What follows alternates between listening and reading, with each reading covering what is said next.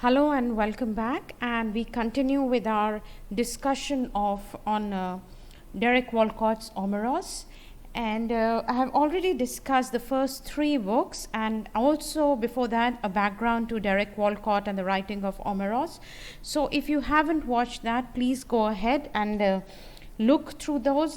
You should watch those videos carefully, and only then we will discuss book 4 and 5 today, and that would make sense only if you know about the background and also about book 1, 2 and 3.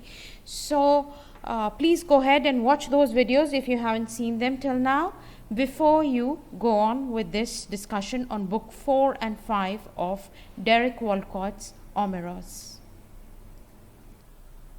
So till now, book 1, 2 and 3 have focused on the island of St. Lucia, and where various characters have been living their life. The fishermen, the group of fishermen, and we met Achilles, Helen, Hector, Philoctetes, all these characters, and this group of characters that I just named, they are the descendants of African slaves who were brought to St. Lucia to work on the island, and they were a part of colonial migration due to the colonialism of the world, of the globe, and especially of Caribbean islands here.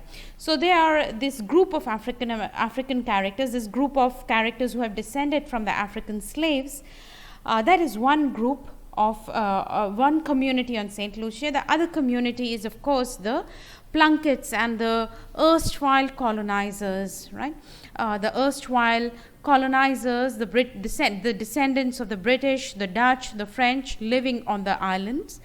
So these two communities, these two very different communities whose lives brush against each other. Helen, Helen, a colored woman, a woman who has descended from the African slaves, works for the Plunkets who have a pig farm in St. Lucia. So although they live in separate communities, they interact and their lives brush against each other. So that is, and we also saw that we also have certain metaphors, certain tropes, like Philoctetes' wound, that has not healed for a long time. It's a festering wound, and that in a way we discussed in the earlier videos, that it is a metaphor for the separation, a breach, a break in history. It came into being, the wound came into being when the Africans moved or were moved forcefully from African shores to the Caribbean. So that wound has been festering. So in a way, that wound is a metaphor for the break in history, which has been forgotten, and therefore it is only by reclaiming history that wounds, various wounds, Plunkett's wound or Philoctetes' wound, these wounds can be healed. And we see also in book 3 that the process of healing has started with Achilles visiting Achilles' dream journey to Africa, where he meets his father and where they talk about his name, right? The loss of name and the loss of identity and so on. So that reclamation of history, establishing establishing touch with your heritage has already started with that dream visit, with Achilles' dream visit to Africa. And now we continue with that. So that was one way, that dream visit was one way that the narrative moved beyond the shores of St. Lucia. It went to Africa, and we saw African history where the slaves are captured, they are enslaved, and then they are deported, they are sent to Caribbean. And Afolabi, Achilles' ancestor, was transported or was forced to migrate to Caribbean. And although Achilles tries to kill the slaver, he learns that he cannot change history. He bears the burden when he goes for that dream visit into the past. he bears the knowledge of the future, the burden of history, so to say, because he realizes that even despite his knowledge, he cannot change history. Right? And now we move again, book 4 and 5 again move beyond the shores of St. Lucia. We travel with the narrator, not with the Achilles or any other, but with the storyteller, with the narrator this time, to US and then to Europe. And that's what book 4 and 5 are about. And the books, in book 4, we see narrator's personal life, his personal history, the story of his divorce, his, the whole process, his memories of his past, the memories of his marriage.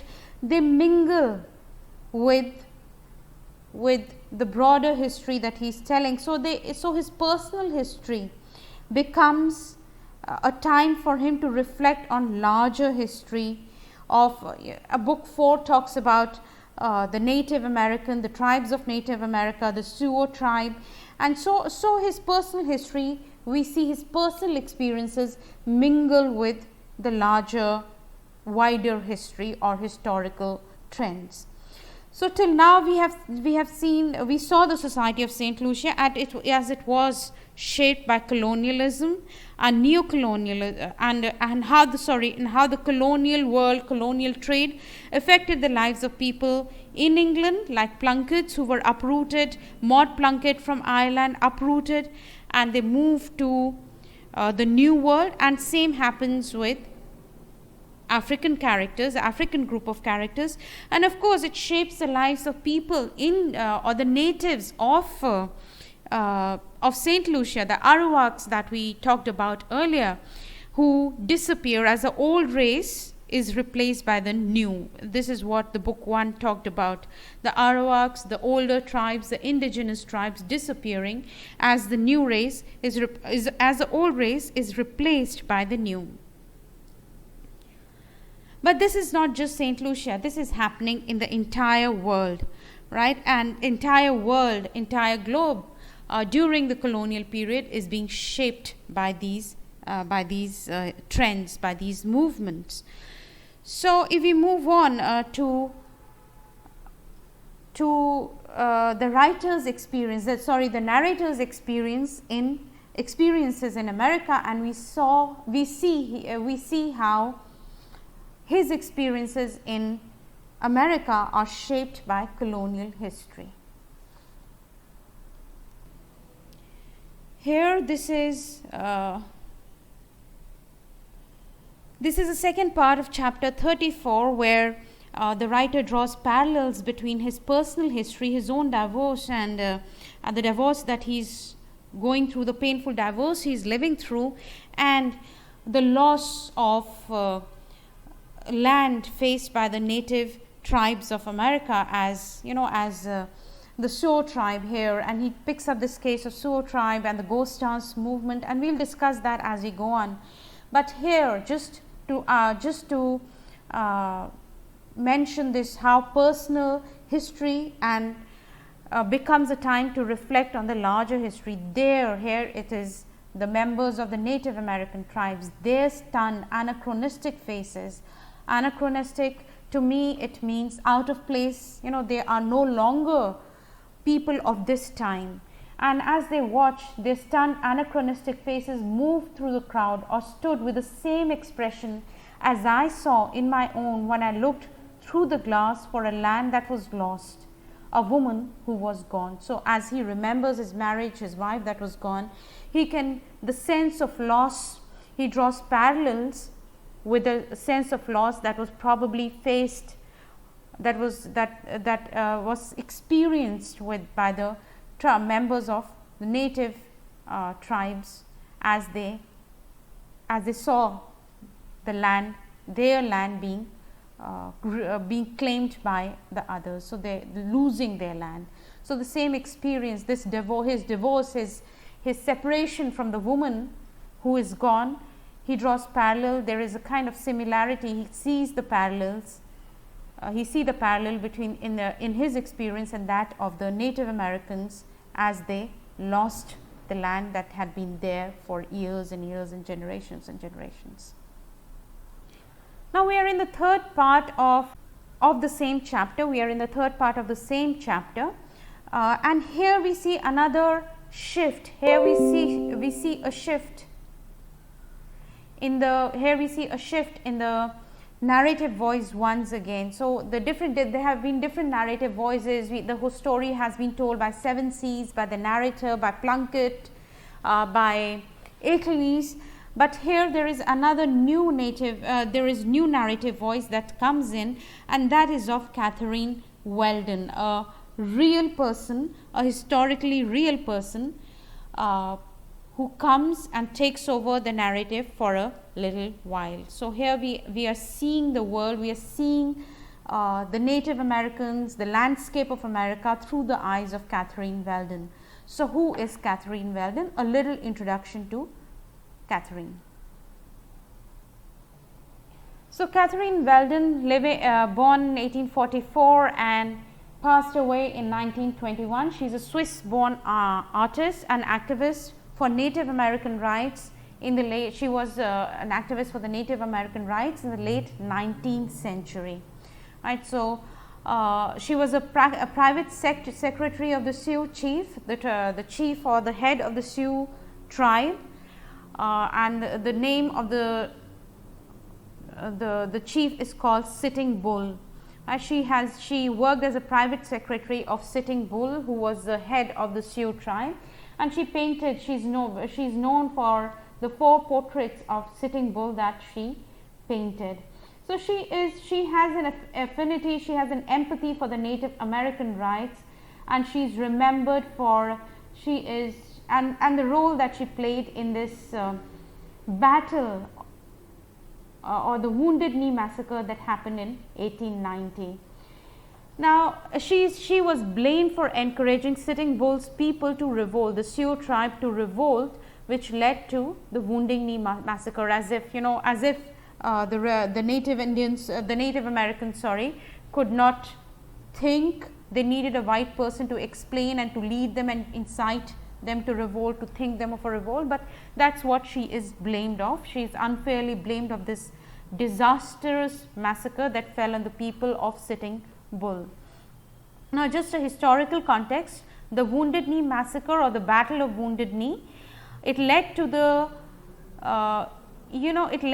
killing or the massacre of nearly 300 people, Native Americans, by the soldiers of US Army, and it occurred on December 29, 1890. The pretext of the battle was that American government wanted to reorganize the reservations it had created for Native Americans, this land that it had created for Native Americans, and the indigenous tribes felt that American expansionism, Americans' westward expansionism was encroaching on their territory. So there was a resistance, there was a movement also called the Ghost Dance movement, and which kind of led, and these events ended this tussle between the indigenous tribes who were trying to resist American expansionism and American government that was trying to limit the tribes into reservations that it had created. This tussle between them led to the Battle of Wounded Knee and the massacre of 300 Native Americans. Later on, Catherine Weldon, when she comes again as a narrator, she also talks about the Ghost Dance movement. She also talks about the Ghost Dance movement of the 1890s. Now, what was Ghost Dance movement?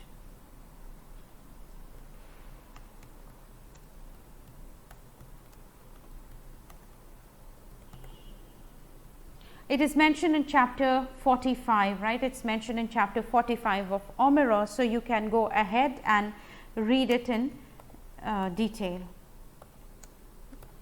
But just to give you again a background to the Ghost Dance movement, Ghost Dance was a new religious movement which was incorporated into numerous Native American belief systems, and according to this movement, the proper practice of ghost dance, this proper practice of this ritualistic dance reunited the living with the spirits of the dead, and it brought the spirits of the dead to fight on their behalf, on the behalf of Native Americans.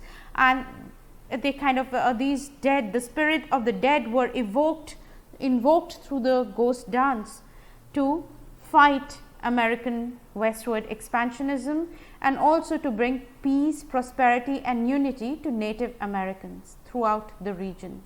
So, the practice of ghost dance was believed to have contributed to the resistance of the Native Americans against the American government and its policies of assimilation and so on. So, the ghost dance movement was a result of, we can say the ghost dance movement was a result of the slow but ever present destruction of Native American way of life. The tribal lands were being seized at an alarming rate. The once great bison herds were hunted to extinction. The plain tribes, the entire way of life, the life of the tribes revolved around this animal.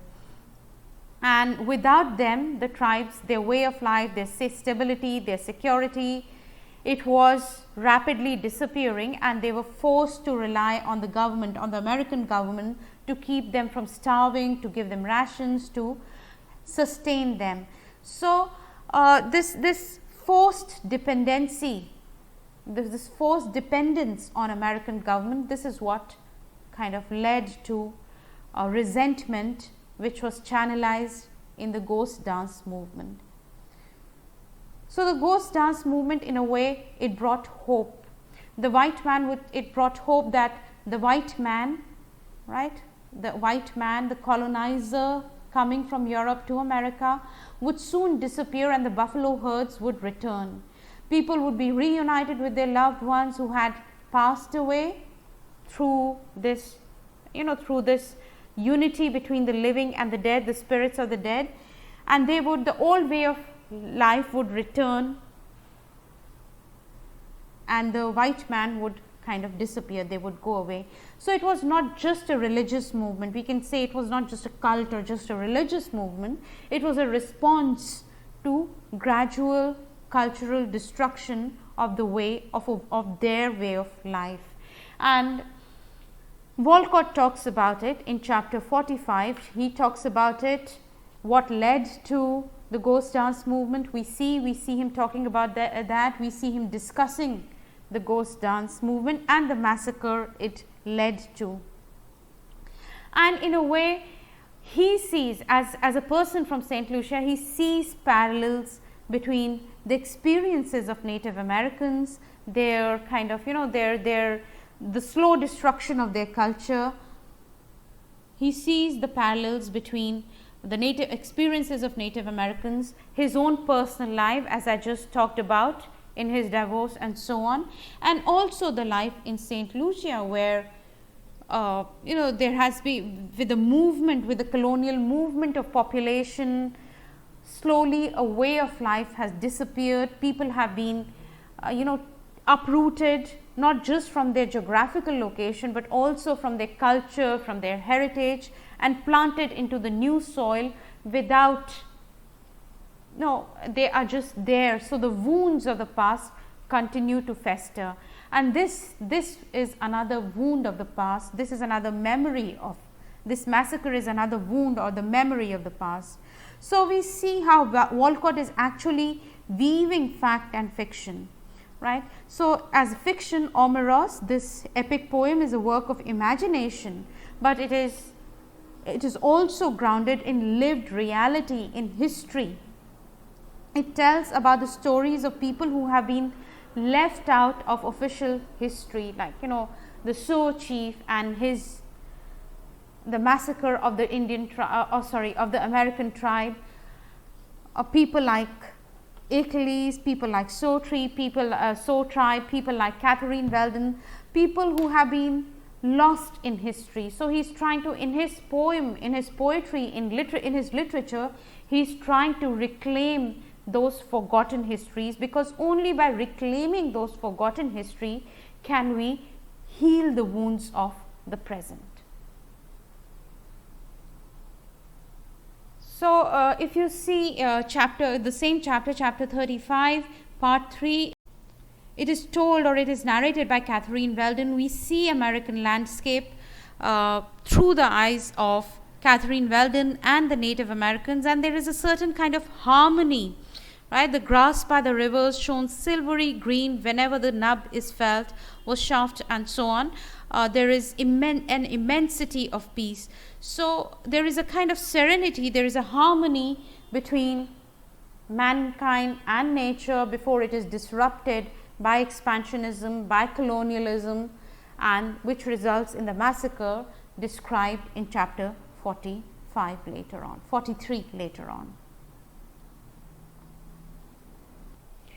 But it is not just the Native Americans who have been sidelined or marginalized in the history of in the past, or who have faced the wounds of the past in America.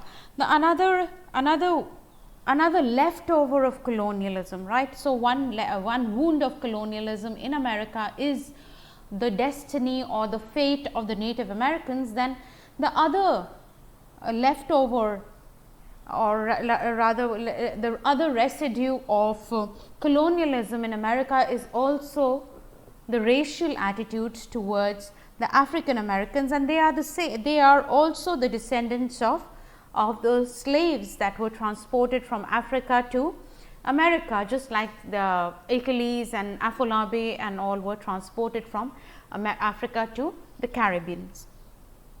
So we see here when he visits the museum, right? When he visits the museum in America, he sees, the art has surrendered. He says art has surrendered to history. We see art. We see this link, this intertwined association between art and history, where art has, in a way, art has surrendered to history rather than questioning history, rather than questioning history, rather than challenging history. Art has embraced history in the museum. So the museum tells about, a museum is implicated, or the museum is also about official history, where the artworks it represents, the historical art that it preserves, actually justifies, or not justifies, but represents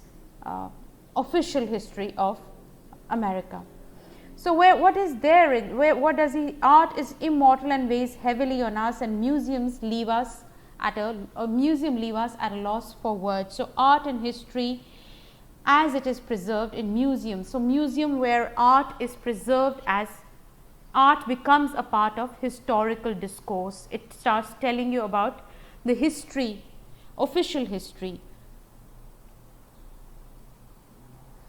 And here he sees Achilles, right? Here he sees Achilles, or rather a painting, and he sees different paintings of various artists, and none of them do justice to the experiences of Achilles that he knows. None of them do justice to the colonial migration, the tribal dreams.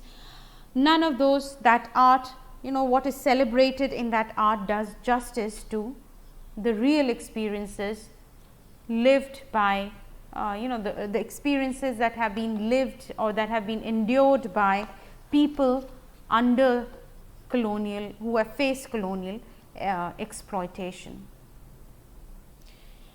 So Achilles, the Greek hero, and then his transformation into a slave, right? So the museum does not really remember or do justice to this, to the narrative, to the other hero, Achilles, that he knows, Achilles of Saint Lucia, right, who has faced slavery and survived. It does not, the museum does not tell his story. The museum does not do justice to his story.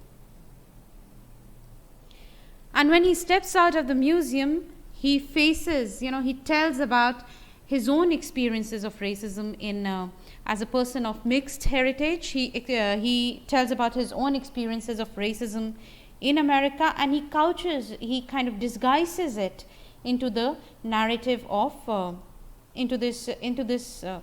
narrative of art and literature. So he tells about his experience. He is not able to hail a cab, he is not able to get a taxi because of his skin color, right? And he tells that he picks up the characters, the plot, the narrative of Moby Dick, Herman Melville's Moby Dick, as he tells about his experiences of racism in America, and in a way that racism is it is a byproduct of colonialism. So it is not just, it does not finish here. Experience of racism is just one. He describes another experience of racism, and look at this. Passing the lamplit leaves, I knew I was different from them, as our skins were different in an empire that boasted about its hues, in a New England that had raked the leaves of the tribes into one fire on the lawn back of the carpet like dead almond, and so on. So although the empire that boasts of the different immigrants, different migrants of different skin colors coming to America, so it boasts of the empire that boasted of its hues, there is an awareness that he is different, right? And he is kind of made conscious of that repeatedly, like in this experience where he does not get a cab because of his colored heritage. But here again, I saw the alarmed pale look when I stepped out of a street light that a woman gave me at a bus stop straight out of Melville's book. Then a consoling smile like a shark's. All the fear that had widened between us was incurable, as cold as the edge of the autumn in the night air, whose leaves rustle the pages of Melville's Bible. So the fear of race in Boston, the fear that he sees reflected in this woman's face when she sees the narrator, the colored, the mixed, and the narrator of mixed heritage, when the woman sees the narrator, the fear on her face, the startled look on her face kind of reminds him of his difference. And it's also it's a legacy of colonialism. To me, it reminds me of Frantz Fanon, his book Black Skins, White Masks, where Fanon talks about the lived experiences of a black man, and he recounts an anecdote where a white child looks at him in fear and points out, "Look, a Negro," and in that moment, by that word, by that slur, the way the word is used as a slur, the subject, the black man, the narrator, is fixed into this position of history of this historical discourse where he is a black man, feared, different, disempowered, and this fear on the woman's face in a way also fixes the narrator in this historical discourse where he is different, he is disempowered, he is in a way not equal. So the subject is kind of interpellated, fixed in a historical discourse of inequality, racism, which is a residue of colonialism. Now, in book 5, the narrator leaves from America and travels to Europe. At the end of book 4, he again meets the ghost of his father, and the father tells him that to expand his horizon for more knowledge, his experiences will never be complete till he goes on to Europe. And in book 5, the narrator visits various cities of Europe that flourished due to colonial trade and colonial economy. And here we see progress of mankind. In this book, we see progress of mankind, thoughts like intellectual trends or celebration of intellectual trends like individualism, enlightenment. But seeing all this, seeing these European cities, seeing the European landscape, after the description and after the story that has been told, or the descriptions of St. Lucia, after the descriptions and the stories of the Native American tribes, we cannot disassociate the two, right? So the landscape of Europe, it's not just physical landscape, but also cultural landscape with its progressive thought, enlightenment, and so on. It is a part of this worldly history where exploitation in the colonies, where the exploitation in various parts of the world,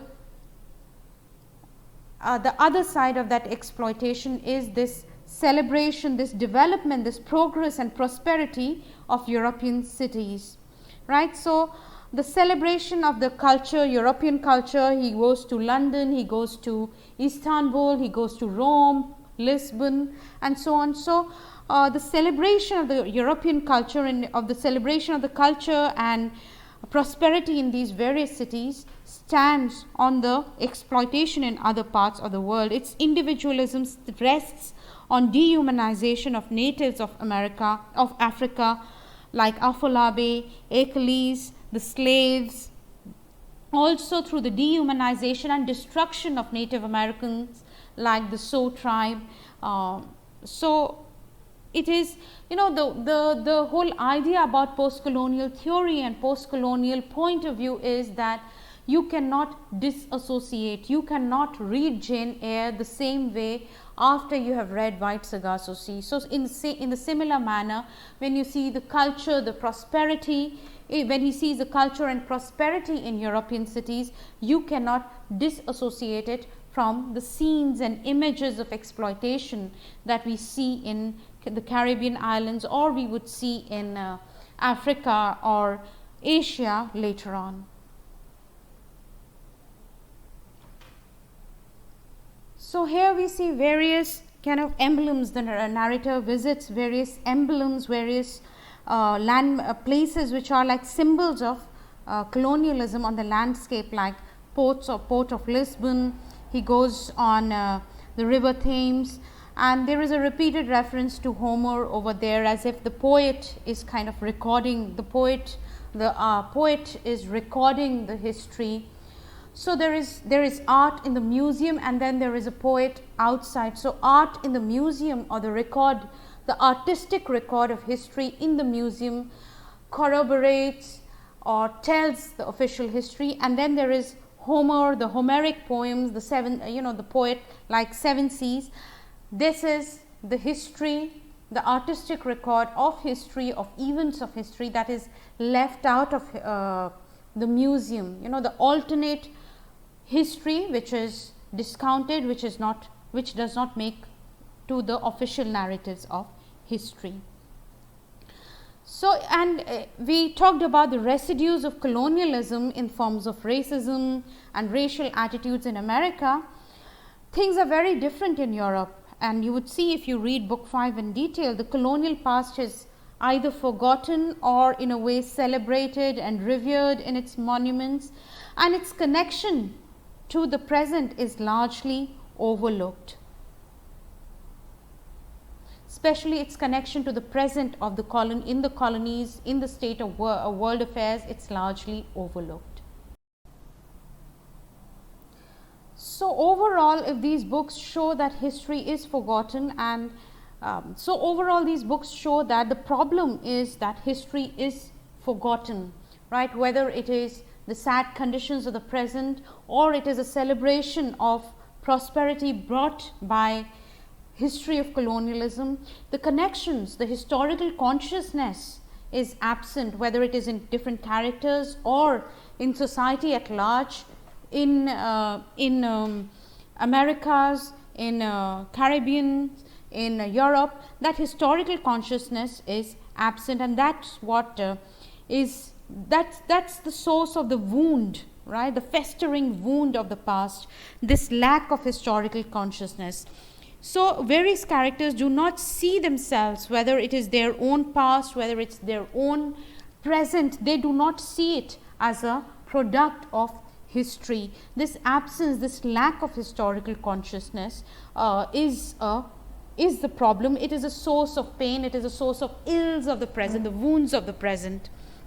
And in book 5, as he travels through Europe, the narrator travels through Europe. Eventually he goes to Canada, Toronto, and then finally comes to America, where he witnesses a ghost dance. And again, chapter 43, we hear of Catherine Weldon telling of the massacre or the Battle of the Wounded Knee. None of the characters is able to make the connections, but when he comes back, the slow process of reclamation of history starts in St. Lucia, and he witnesses that, and that is where this reclamation, this coming or dawning of historical consciousness, these connections with the past, that is where that is how the wounds can be healed. So book 6 is about this healing through becoming aware of the past, establishing connections between the past and the present, and through past and present into the future.